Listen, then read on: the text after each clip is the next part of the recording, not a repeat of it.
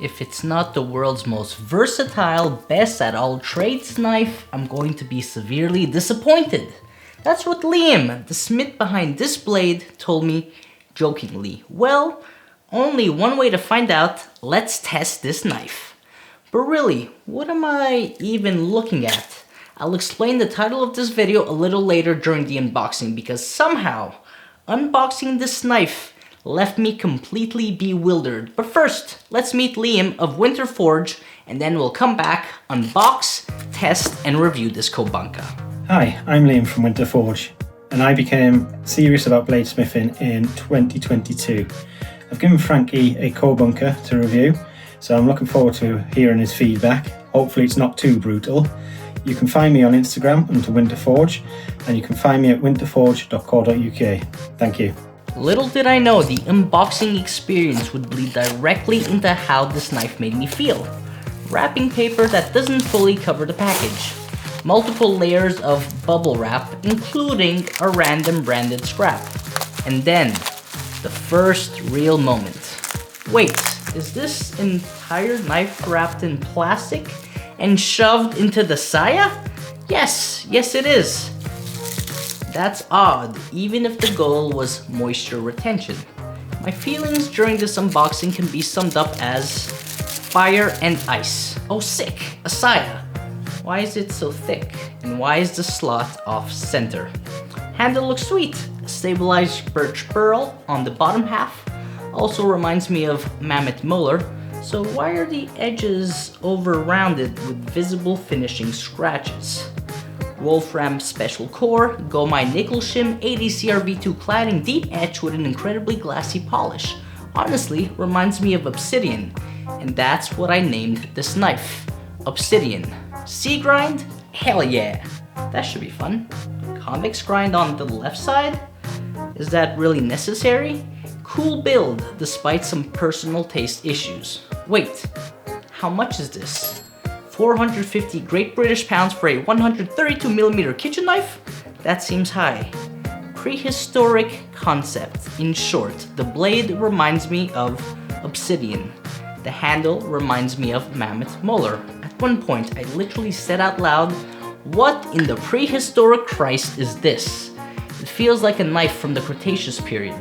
Like if I pulled this out while stalking a dinosaur, the dinosaur would look at it and go, "Yeah, those materials check out." Even the slight roughness, the angles, it all feels very handmade. Some interesting bolster geometry, semi-rounded handle facets, and then a 6mm spine. That feels like overkill for edge stability. How fragile does the edge need to be to justify a convex grind and a spine like that? Let's find out. When I asked Liam what the first ingredient should be, he said potato. Great choice. Potatoes release starch, which mixes with moisture and creates a kind of weak glue, making them perfect for testing food release. And this knife absolutely delivered.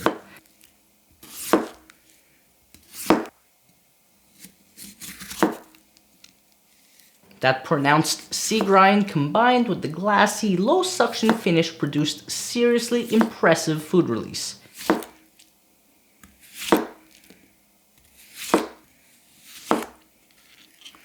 He sharpened it to 2K, so I tried some basic potato skin work.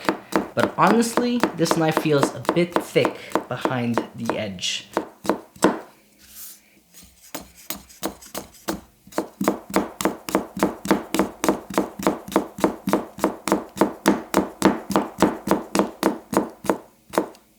So let's move on. Shallot. There it is, slight cracking, some wedging, exactly what I expected. Also, when the ingredient is shorter than the C grind cavity, food's going to stick. That's no surprise. It still handled a shallot well overall.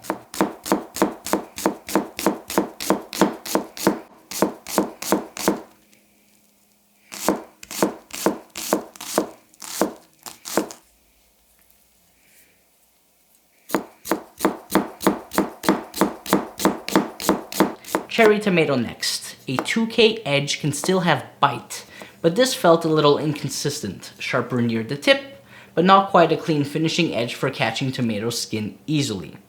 I don't know much about Wolfram's special yet. It's relatively new, out of Sheffield in the UK, but steel matters here. Even at the same grit, some steels feel two-tier due to grain structure and size. Edge feel isn't just about finish, it's also about steel composition. Green onion, garlic. This isn't a rock chopper, but I had to try it anyway. No surprises, not a rock chopper, so back to your regularly scheduled push cuts.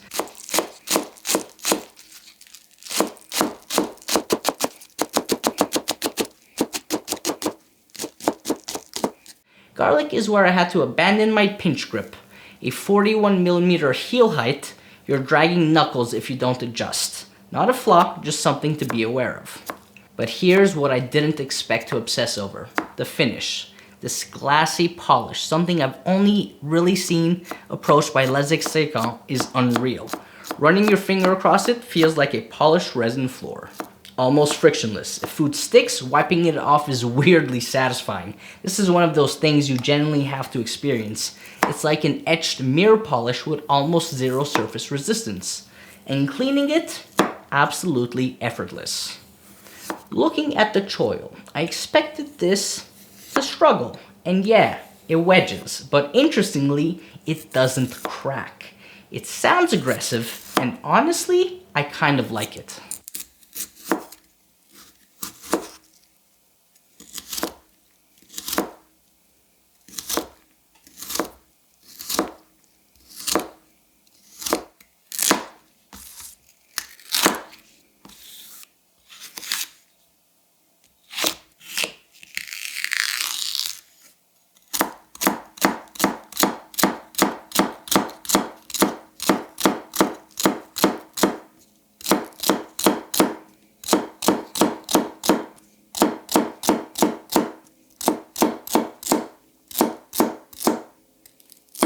Lateral onion cut? Nope.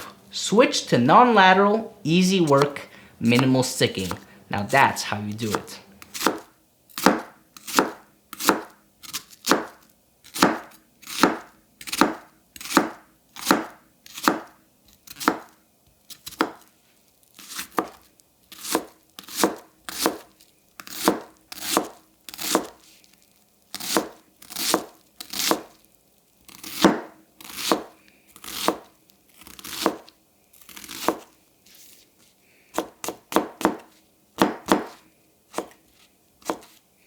Absolutely incredible food release with this knife. That might be its biggest perk. Second, that glassy finish makes whatever food is stuck come off so easily.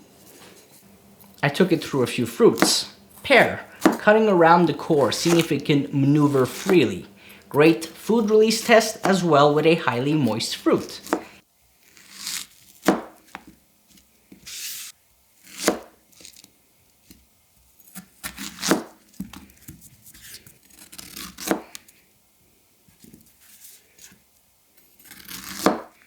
Grapefruit, testing edge sharpness. Super satisfying to hold the knife this way. It had great general maneuverability. And here's the thing. Thickness behind the edge doesn't kill sharpness. It just changes how the knife moves through food. So we had to try a few supreme cuts.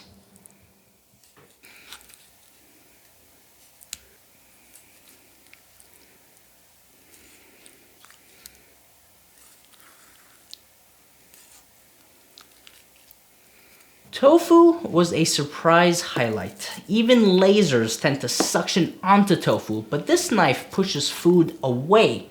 Effortless cuts.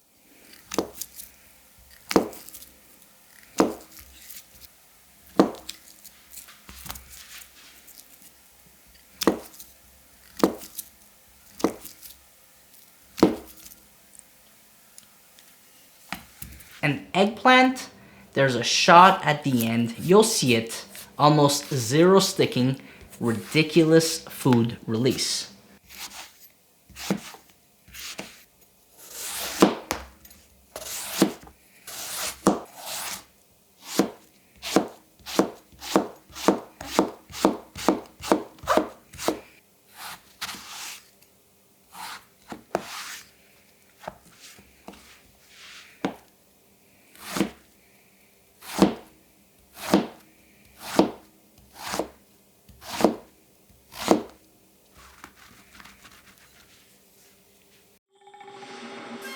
For the nitpicks, let's get into it.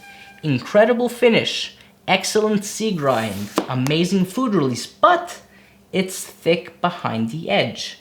And that's compounded by the partial convex grind, thick spine. It feels like too many ideas are layered into one blade.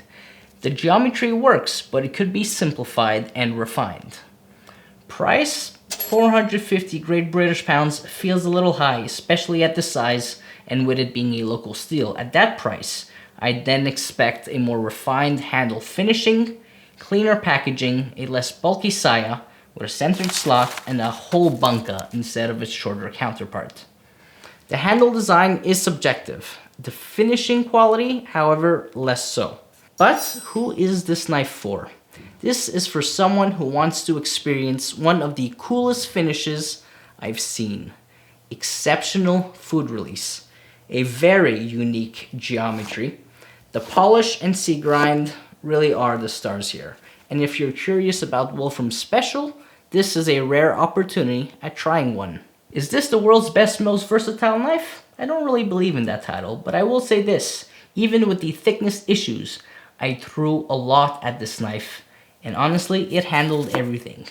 Even carrots. They wedged, but they didn't crack, and that's an important distinction. So Liam, thank you for sending this over. Guys, go follow WynterForge, check out his work, and otherwise, I will see you in the next one. Huge.